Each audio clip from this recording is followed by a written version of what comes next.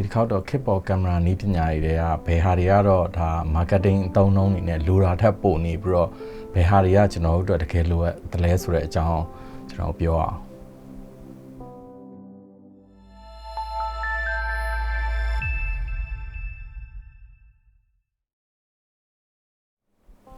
မင်္ဂလာပါကျွန်တော်ဒီတစ်ခေါက်တော့စောစောပြောသလိုပဲဒီခေတ်ပေါ်နည်းပညာတွေပေါ့နော်အဲဒီနည်းပညာတွေကဘယ်နည်းပညာတွေကတော့ဒါဒီကင်မရာ brand တွေရဲ့ marketing စကားလုံးတွေဖြစ်ပြီးတော့တကယ်လက်တွေ့မှာလိုအပ်မလိုအပ်ဆိုတာမျိုးနှိုင်းယှဉ်ပြီးတော့ကြည့်အောင်ပေါ့နော်အဲအကြောင်းလေးပြောအောင်ဆိုတော့ကျွန်တော်ဒီမှာချရေးထားတယ်ပေါ့နော်ကျွန်တော်စဉ်းစားမိသလောက်ချရေးထားတဲ့နည်းပညာတွေကိုကျွန်တော်ကဒီလိုမျိုးပေါ့နော်ကျွန်တော်အမြင်နဲ့ပေါ့နော်ဒါ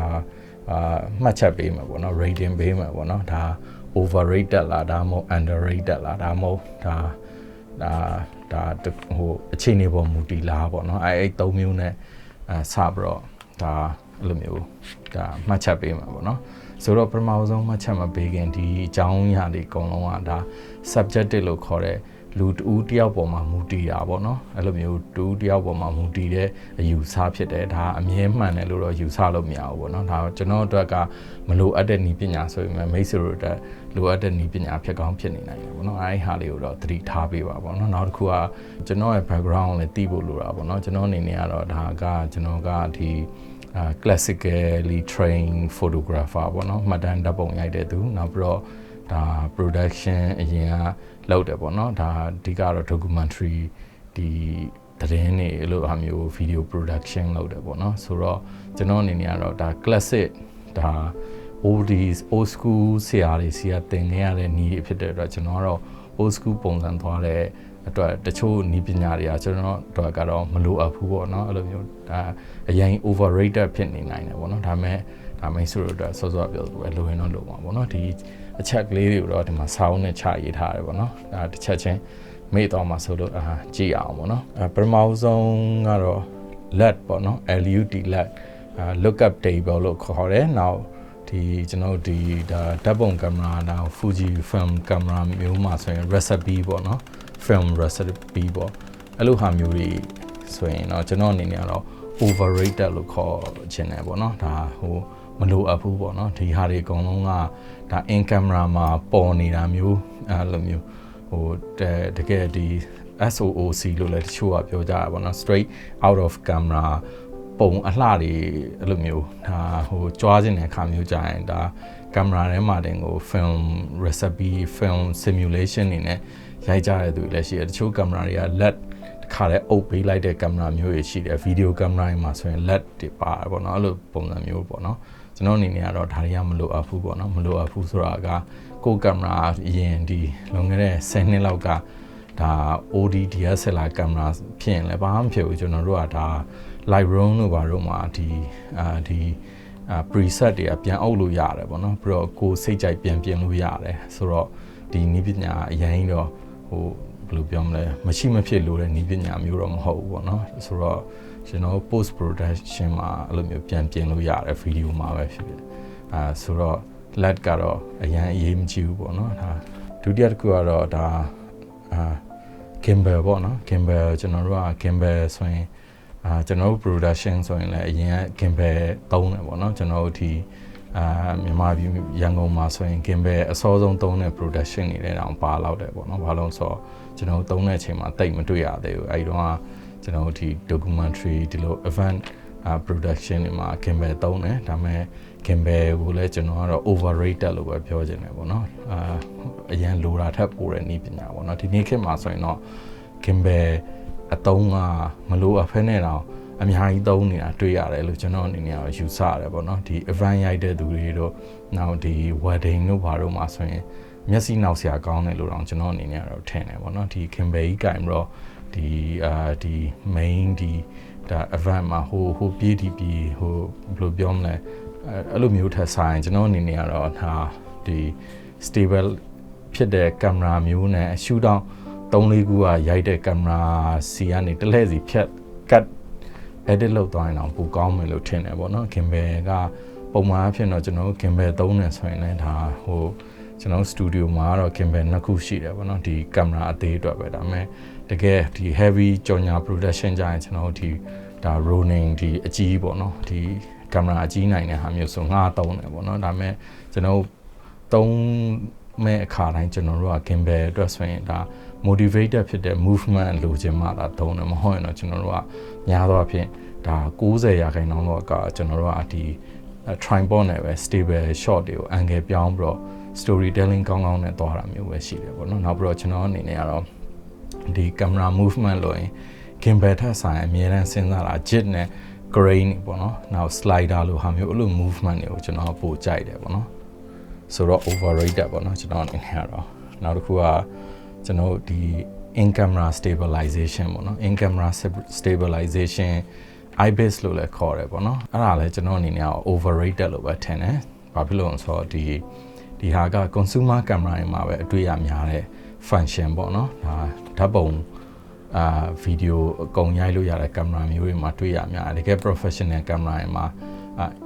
in-body stabilization ပါတယ်ဆိုတာရှားတယ်ပေါ့နော်ဥပမာ array လိုဟာမျိုးတို့အဲ့လိုဟာမျိုးဒီ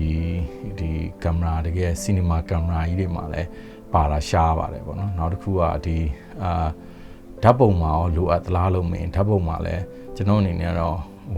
မလိုအပ်ဘူးလို့ပဲထင်တယ်ပေါ့နော်ကျွန်တော်အနေနဲ့ကတော့ဒီ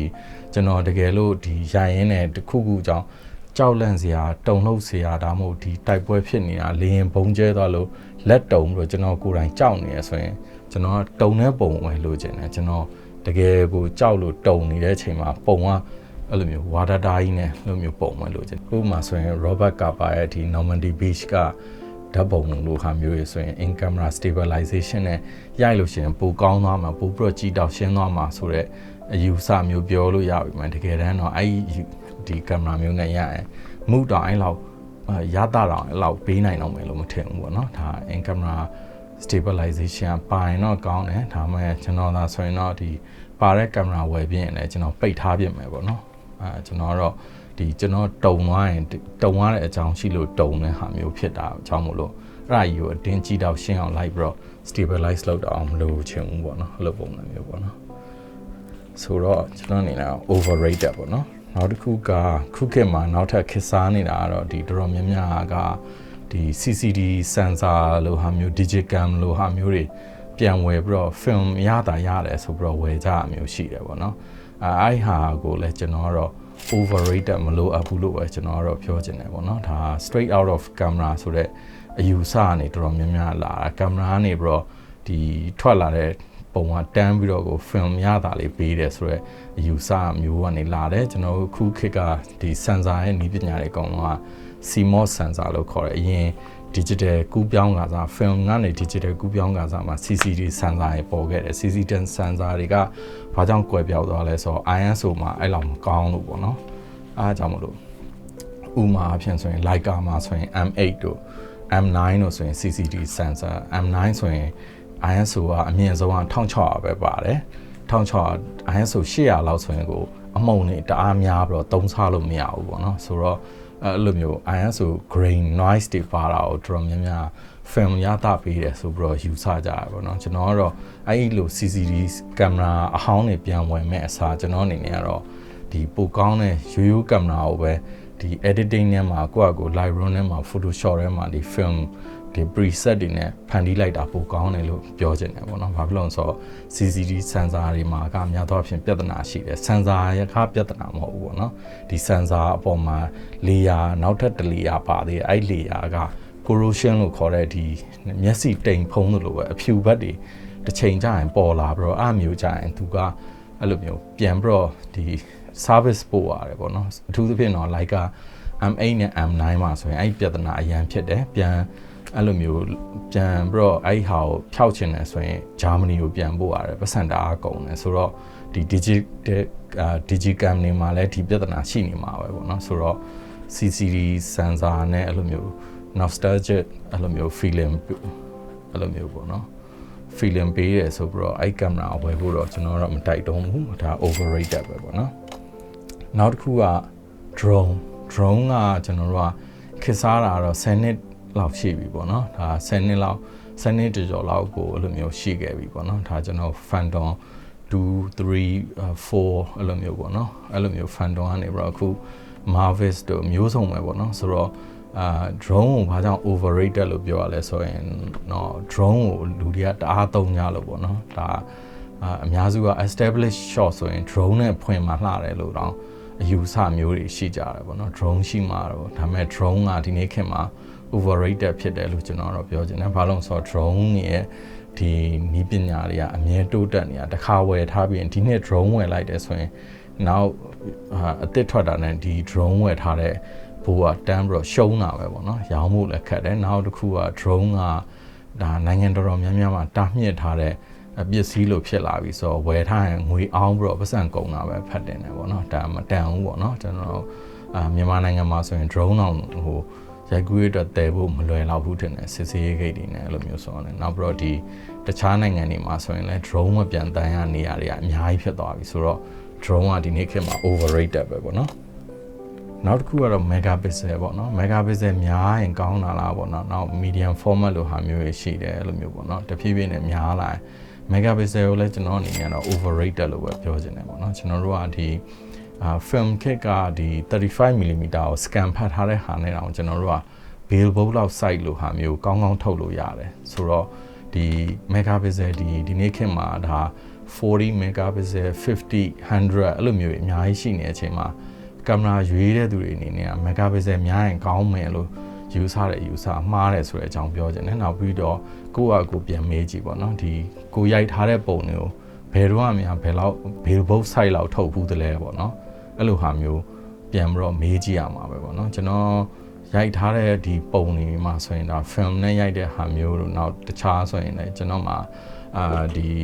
megapixel များတာဆိုရင်24လောက်ပဲရှိတယ်ပေါ့နော်ဆိုတော့အဲ့24လောက်နဲ့ဒီ20ဝန်းကျင်လောက်တွေနဲ့အောင်ကျွန်တော်တို့ပုံအကြီးထုတ်လို့ရတယ်ဒီနေ့ဒါ oversize 40 50 100တွေက megapixel တွေကအရင်လိုအပ်နေရလို့မယူဆဘူးပေါ့နော်ဒါနောက်ပြီးတော့ဒီဓာတ်ပုံရိုက်တဲ့သူအများစုက print ထုတ်ဖို့လည်းအကျင့်ဒီနေ့ခေတ်မှာတိတ်မရှိကြတော့အများစုကဓာတ်ပုံရိုက်တယ်ပြီးရင်ဒါ social media ပေါ်မှာ share တယ် like တွေရတယ်ဒါနဲ့လည်းတော်တော်များများပြီးသွားကြတာအဲ့လိုမျိုးဆိုတော့စာအုပ်ထုတ်ဖို့လည်းစဉ်းစားထားကြအမျိုးတိတ်မရှိတော့ဘူးလို့မျိုး print ထုတ်ဖို့တိတ်မရှိတော့တဲ့အတွက် megapixel က overrated လို့ပြောလို့ရတယ်ပေါ့နော်ပုံမှန်အဖြစ်တော့ကျွန်တော်လွန်ခဲ့တဲ့15နှစ်လောက်က digital camera နဲ့တောင်ကျွန်တော်တို့ကပုံကြီးတွေထုတ်လို့ရပါတယ်ပေါ့နော်ဆိုတော့ megapixel ကိုလည်းဒါဓာတ်ပုံစားရိုက်တဲ့သူတွေနဲ့ခေါင်းထဲမှာတအားကြီးတွေးနေမှာဆိုလို့ဒါပြောပြခြင်းဖြစ်ပါတယ်ပေါ့နော်နောက်တစ်ခုကတော့ megapixel ပြောရင်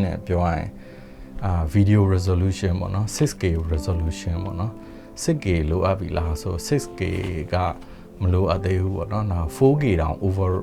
ဖြစ်နေသေးတယ်ပေါ့နော်ကျွန်တော်များသောအားဖြင့်တော့ 6K လိုဟာမျိုးဒါဒီအမှားမခံတဲ့ဟာမျိုးတို့ဒီတကယ်ကို project အကြီးလိုဟာမျိုးတွေမှာဒီ resolution နဲ့ရိုက်တာပုံမှန်ပါပဲကျွန်တော်ဒီကြော်ညာတွေပါရိုက်တယ်ဆိုရင်ကျွန်တော် red တွေပါငှားရိုက်တယ်ဆိုရင်ကျွန်တော်တို့က full resolution အမြင့်ဆုံး resolution နဲ့များသောအားဖြင့်ရိုက်တယ်ပေါ့နော်ကျွန်တော်ဘာလို့ဆိုတော့ဒါ visual effects တွေထည့်ချင်တာရယ်နောက်တစ်ခါလေးကြာရင်ဒီ editing ကြမှာ crop လို့ zoom ဝင်ချင်တာမျိုးကြောင့်ကျွန်တော်ရိုက်တာတော့ရှိတယ်ဒါပေမဲ့များသောအားဖြင့်တော့ documentary တို့ပုံမှန် consumer တွေအတွက်ကတော့ဒါဒီ 6K 4K လောက်ကမလိုသေးဘူးပေါ့နော်ဆိုတော့ဒီနေ့ခေတ်တွေကိုအများစုက 1080 ပဲသုံးနေကြတယ်ကျွန်တော် TV channel တွေလွှင့်နေတဲ့ HD ဆိုတာက Full HD တောင်မဟုတ်သေးဘူး 720 HD ပဲရှိသေးတယ်အများစုကဒီ channel တွေကဆိုတော့ဒါ 6K တို့ဘာလို့ဆိုတာ overrated ဒါ commercial ဇာတ်လုံးတွေလို့ပြောရင်ရတယ်ပေါ့နော်နောက်တစ်ခုကတော့ auto focus ပေါ့နော်ဒီ bucket မှာ auto focus point တွေများလာတယ်ပေါ့နော်ယာနဲ့ချီလာတယ်တို့ဘာလို့အဲ့လိုမျိုးခက်ဖြစ်လာတယ်ဒါအပြိုင်ဆိုင်တွေပေါ့နော် brand တွေမှာနောက်တစ်ခုက AI auto focus တို့ဒီ animal eye focus တို့အဲ့လိုမျိုးဒီအစားပါလာပြီးတော့ပြိုင်ကြရပေါ့နော်ဒါတွေကလည်းမှန်တော့ overrated ပဲပေါ့နော် overrated ပဲကျွန်တော်အနေနဲ့ကတော့ဒါ documentary photo journalism ရိုက်တဲ့သူအနေနဲ့ street ရိုက်တဲ့သူအနေနဲ့ကတော့ပုံမှန်အဖြစ်ဆိုရင်ကျွန်တော်အနေနဲ့ center focus point တစ်ခုတည်းကိုပဲသုံးတာများတယ်စောစောပြောသလို overrated ဆိုပေမဲ့လည်းဒါအခြေအနေပေါ်တော့မူတည်ပေါ့နော်စောစောပြောသလိုပဲဒီတချို့ဒီ sport တွေရိုက်တယ်ဒီ dimension 1နေဒါဒီအားကစားသမား diamond ထိုးချလိုက်တာမျိုးရိုက်တဲ့ခါကျရင်တော့ center focus point တွေကတော့အလုံးမဖြစ်ဘူးခုနကလို full auto focus ပေါ့နော်အဲ့လိုမျိုးservo နီးနဲ့ focus လုပ်မှာပိုအဆင်ပြေတဲ့အတွက်ဒီ point တွေကအရေးကြီးတယ်ဥပမာဆိုရင် wildlife ငှက်တွေပြန်လာရိုက်တာမျိုးတို့အဲ့မျိုးဆိုရင်ဒီ point တွေကများရှိရင်တော့ကောင်းတယ်ပေါ့နော်ပုံမှန်အဖြစ်တော့ဒီဒါ documentary journalism သမားအတွက်ကတော့ဒီဟာတွေကကျွန်တော်အတွက်ကတော့ဒါ overrated ဖြစ်တယ်ပေါ့နော်နောက်တစ်ခုကတော့ကျွန်တော်တို့ camera brand ပေါ့နော် camera brand ကတချို့တွေကဒါဟိုဘယ် camera ရဲ့ fan boy တို့ဘယ် camera ရဲ့ဒီအမာကန်ဓာတ်ပုံဆရာတို့ဒီ brand တစ်မျိုးပဲသုံးတာတော့ဆိုတာလဲ overrated ပါပဲဒီ brand ဆွဲလန်းနေဆိုတာအလကားပဲပေါ့နော်ဒါကျွန်တော်တို့ဒီ brand ဟိုတစ္ဆာရှိလို့ဆိုပြီးတော့ကင်မရာတစ်လုံးလကားလာပေးတာလည်းမဟုတ်ဘူးပေါ့နော်ဒါစောစောလိုပဲ sponsor ရတဲ့ဒီ brand ambassador ဆိုရင်တော့တစ်မျိုးပေါ့နော်ပုံမှန်တာမန်သူအနေနဲ့ကတော့ brand ဆွဲတာထက်ဆိုင်ကိုနဲ့အဆင်ပြေတဲ့ brand ကိုနဲ့အဆင်ပြေတဲ့ budget နဲ့ကိုက်တဲ့ကင်မရာ brand ကိုဝယ်ပြီးတော့မျိုးစုံပြောင်းသုံးတာပို့အဆင်ပြေတယ်လို့ကျွန်တော်အနေနဲ့ကတော့ယူဆတယ်ကျွန်တော်အနေနဲ့ဆိုရင်လည်းကင်မရာအဆင်ပြေတဲ့ကင်မရာကျွန်တော်အတွက်ရအဆင်ပြေတဲ့ကင်မရာမျိုးပဲတစ်ချိန်လုံးပြောင်းနေတာပဲဒီ brand မှာကိုင်းနေဆိုတာမျိုးမရှိနေဘူးပေါ့နော်ကိုယ့်အတွက်ကိုပေးရတဲ့ပတ်စံနဲ့တန်တဲ့ result မျိုးပေးနိုင်တဲ့ကင်မရာဆိုရင်တော့ကျွန်တော်ကတော့ဘယ် brand ဖြစ်ဖြစ်ယူတာပဲဘာလို့လဲဆိုတော့ဒီမှန်ဘလူးတွေဖာညာတွေအများသောအားဖြင့်တော့ adapter ခံပြီးတော့သုံးလို့ရတယ်လေဆိုတော့နောက်တစ်ခုကတော့ ISO ပေါ့နော် ISO ကတော့ဒီနေ့ခေတ်မှာအများစုက noise ကြီးတောက်ရှင်း ISO တွေနဲ့ကင်မရာတွေထွက်လာပြီเนาะဒီပုံမှန်အနေနဲ့ကျွန်တော်အနေနဲ့ကတော့ဒီ ISO ကလည်း overrated ပဲပေါ့နော်ကျွန်တော်တို့တကယ်ဒီ commercial production တို့ရုပ်ရှင် production တို့မှာ ISO ဘယ်သူမှအမြင့်တင်ပြီးတော့ရိုက်တာမျိုးများသောအားဖြင့်မရှိဘူးတကယ်တမ်းအမြဲတမ်းကျွန်တော်တို့ကဒီ lighting တွေတကယ်ကိုစနစ်တကျပေးပြီးတော့မှဒီ bounce လုပ်တယ် diffuse လုပ်တယ်အဲ့ပုံစံမျိုးတွေနဲ့ diffuse လုပ်ပြီးမှရိုက်တာပြီးတော့ ISO ကိုလည်းအတက်နိုင်ဆုံးဒါ optimize လုပ်ထားတဲ့ level မှာပဲထားပြီးရိုက်ကြတာဖြစ်တဲ့အတွက် ISO ဒီနေ့ဒီဘယ်ကင်မရာကတော့6400မှာအမှုံဝင်ထားဘူးလို့ပါအောင်ဆိုတာက overrated ပါပဲတကယ်တမ်းတော့ဒီဒါတွေက consumer camera တွေမှာဖြစ်တဲ့ပြိုင်ဆိုင်မှုပဲပေါ့နော်တကယ်ကင်မရာ brand ကြီးတွေမှာ ISO က level ဟို noise ကောင်းလားမကောင်းလားဆိုတာမကောင်းဘူးလို့ပဲပြောရမယ်များသောအားဖြင့်တော့ video raw ရိုက်တဲ့ကင်မရာမှန်သမျှ ISO noise ကိုကင်မရာထဲမှာ share မပေးဘူးကျွန်တော်တို့က editing ရောက်တော့မှ editor color grade လုပ်တဲ့သူကရှင်းရတာပေါ့နော်အဲ့လိုပုံစံမျိုးဆိုတော့ ISO ဆိုတာ overrated ပဲကျွန်တော်ဒီဓာတ်ပုံမှာလည်း overrated ပဲကျွန်တော်တို့ကဒီကျွန်တော်ဆိုရင်လည်းအရင်ပြောသလိုပဲခုရိုက်နေတဲ့ကင်မရာဆိုရင်ဒီ M240 ဆို ISO noise ကတော်တော်ဆိုးတယ်ဒါပေမဲ့ကျွန်တော်အနေနဲ့ကတော့ view မဆိုင်ဘူးပေါ့နော်ဒါသူ့ရဲ့ငကိုသူ့ကင်မရာဖြစ်တာပဲပေါ့နော်နောက်ပြီးတော့ကျွန်တော်တို့ကဒီ overrated မှာဆိုရင်လည်းဒါ trend တွေအများကြီးဖြစ်နေတယ်အဲ့ trend တွေနောက်ကိုမလိုက်ဖို့လဲကျွန်တော်သတိပေးခြင်းတယ် trend ဆိုတာလဲ overrated ပဲ trend ကိုလိုက်လို့ရှိရင်တစ်ချိန်ကျရင်ဒီကျွန်တော်တို့ကဒါ grab တွေလှိုင်းနေလို့ပဲတစ်ချိန်လောက်ရောက်လို့ရှိရင်ထိတ်ဆုံးရောက်သွားပြီနောက်ချိန်ရောက်ရင်ပြန်ကျမှာပဲ trend ဆိုတာအဲ့သဘောပဲဒီအမြင့်ဆုံး peak ကိုရောက်ပြီးသွားရင်နောက် trend တစ်ခုပြန်ကျပြီးတော့နောက် trend တစ်ခုကလာမှာပဲအဲ့လိုပုံစံမျိုးပဲပေါ့နော်ကျွန်တော်ဒီဒါ trend နေဆိုရင်ကျွန်တော်အရင်ဆိုလွန်ခဲ့တဲ့9နှစ်6နှစ်လောက်ကဆိုရင်ကျွန်တော်ဒီ editing တွေမှာဆိုရင်ဒါ computer တွေက powerful ဖြစ်လာတော့အများစုကဒီ camera တွေပန်လောက်တာ whip ပန်လို့ crash zone တွေမှာဒီ rotoscope လောက်ထားတဲ့ editing လိုဟာမျိုးတွေနဲ့လိုမျိုးပြောင်းလဲပြီးပြသွားတာပေါ့နော်ဒီ Brandon Lee တို့နောက်ဒီStifler တို့အဲ့လိုမျိုးပေါ့နော်ဒီသူတို့ရဲ့ဒီ video တွေလိုမျိုးပေါ့နော် effect လို့ပုံစံမျိုး transition ကိုမှတကယ်ကိုအချိန်ပေးပြီးလုပ်ထားတဲ့ transition နေနဲ့ဆိုလူတွေကဝါဝိုးဖြစ်သွားပြီးတော့ဒီနေ့ချိန်မှာအဲ့ effect တွေ transition နေနဲ့ trend ကအဲ့လိုမဖြစ်တော့ဘူးပေါ့နော်လူတွေအနေနဲ့ကတော့ထူးခြားတယ်လို့မထင်ကြတော့ဘူးပေါ့နော်ဆိုတော့ trend ဆိုတာကအမြဲတမ်း up and down ပဲပေါ့နော်အဲ့လိုပုံစံမျိုးတစ်ခုပြီးသွားရင်နောက်တစ်ခုလာဆိုတော့ trend တွေကလည်း overrated ပဲပေါ့နော်ဆိုတော့ဒီခောက်ကဒီလောက်ပဲပေါ့နော်ကျွန်တော်ဒါစဉ်းစားလို့ရတဲ့လောက်ခြာရေးထားဗီဒီယိုလည်းတော်တော်ရှင်းနေပြီဆိုတော့ဒီခောက်တော့ဒီလောက်ပဲမိတ်ဆွေရောတခြားဘယ်ဟာတွေက overrated လို့ထင်လဲဘယ်ဟာတွေကတော့လိုအပ်တယ်လို့ထင်လဲဆွေးနွေးပေးခဲ့ပါအောင်ဟုတ်ကျေးဇူးပါ